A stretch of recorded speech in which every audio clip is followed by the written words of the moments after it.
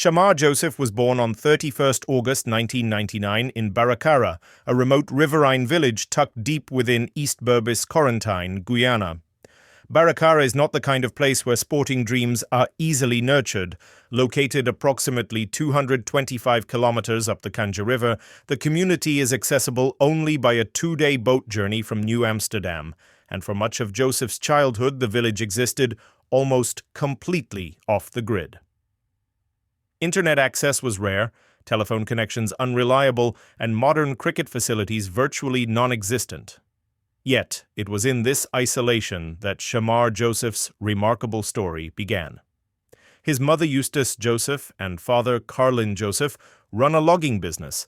Raised in a large household of 9 children, 5 brothers and 3 sisters, Joseph grew up learning the values of hard work, endurance, and self-reliance from an early age. Life in Barakara revolved around survival and community. Families depended heavily on the logging industry, and Joseph spent much of his youth helping his father and siblings fell trees, chop logs, and transport timber downriver toward New Amsterdam. These physically demanding tasks forged a toughness that would later define his bowling. Cricket, however, was his escape. With no proper cricket balls, pitches, or equipment, Joseph and the village boys invented their own version of the game, what locals fondly called jungle land cricket. He bowled with lemons, limes, guavas, peaches, and tape balls. At times he even practiced with balls molded from melted plastic bottles, improvising tirelessly just to feel the rhythm of bowling. These rough surfaces bruised hands and tested patience, but they sharpened control and resilience. Joseph idolized Curtly Ambrose and Courtney Walsh, the fearsome West Indies fast-bowling duo of the 1990s. With limited access to live matches, he watched whatever highlight clips he could find and mimicked their long run-ups, aggressive follow-throughs, and intimidating presence. Even without a stadium or crowd, young Shamar imagined himself roaring in celebration, delivering thunderbolts on the world's biggest stages. At the time, it seemed like fantasy, but destiny had other plans. First steps in cricket. Talent finds a way. Joseph's earliest formal exposure to competitive cricket came through Tuckber Park Cricket Club, where he played a handful of First Division and Second Division matches. Though raw and inexperienced, his pace immediately stood out. Word began to spread quietly. There was a fast bowler from Barakara who could genuinely hurry batsmen. Still, cricket alone could not feed a family. A near-fatal incident in the logging fields, when a falling tree narrowly missed him, forced Joseph to reassess his future. Determined to support his family without risking his life, he made the difficult decision to leave Barakara. With little money and no safety net, he traveled downriver to New Amsterdam, searching for work and opportunity. That move would change everything. Life before cricket, the security guard years. In New Amsterdam, Joseph took on manual labor jobs in construction, working as a laborer by day. Eventually, he secured employment as a security guard with Amalgamated Security Services, stationed at Scotiabank, New Amsterdam. The job was demanding. 12-hour shifts rotating between day and night, often leaving him physically exhausted. Yet, even during these long shifts, Joseph refused to let go. He trained whenever possible, running with weighted bags, bowling in empty spaces, and staying match-fit with minimal resources. The grind was relentless, and the odds were stacked firmly against him. It was during this period that his fiancée, whose name remains private, played a pivotal role. Recognizing his talent and belief, she encouraged him to quit his job and pursue cricket full-time, even when success was far from guaranteed. Her support proved decisive, giving Joseph the emotional backing he needed to take the leap of faith. Domestic breakthrough. Joseph's breakthrough came through Romario Shepherd, another Guyanese cricketer who recognized Joseph's raw pace and potential. Shepherd introduced him to the Guyana cricket setup, where Joseph crossed paths with Eswin Crandon, the head coach, and senior players such as Leon Johnson. Former Guyanese cricketer-turned-businessman Damien Van Toul also played a crucial role, urging Joseph to commit fully to cricket and abandon the security job. When Joseph finally got his chance, he seized it emphatically. On debut in Division 1 cricket, he recorded sensational figures of 6 for 13, immediately turning heads.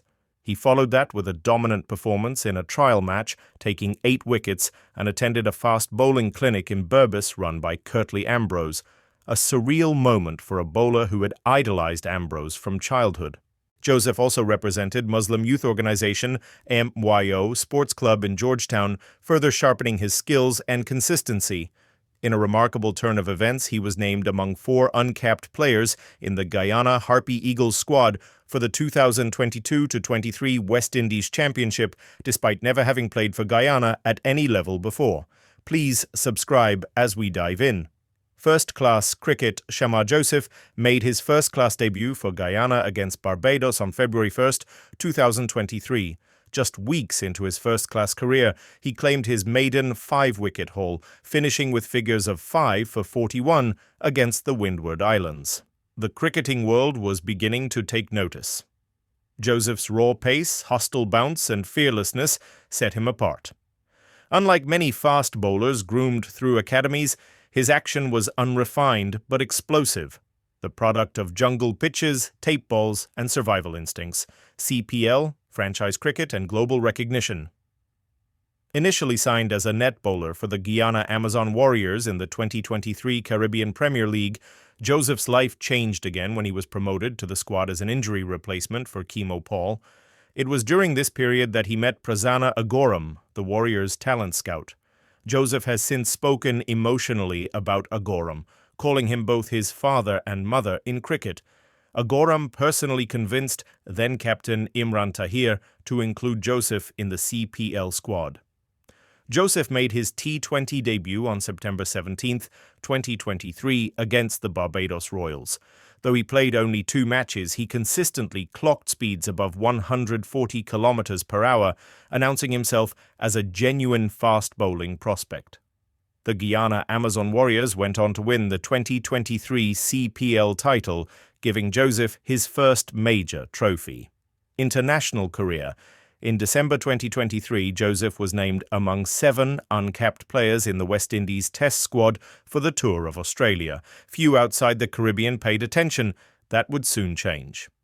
On January 17, 2024, at the Adelaide Oval, Shamar Joseph made his Test debut and etched his name into cricketing folklore. Batting at number 11, he stunned Australia with 36 runs, sharing a 55-run last-wicket partnership with Kemar Roach, the highest score by a West Indies number 11 on Test debut. With the ball, he was electric. Joseph dismissed Steve Smith with the very first delivery of his Test career, becoming only the second West Indies bowler to achieve that feat. He went on to take a 5-wicket haul on debut, becoming the 10th West Indian to do so.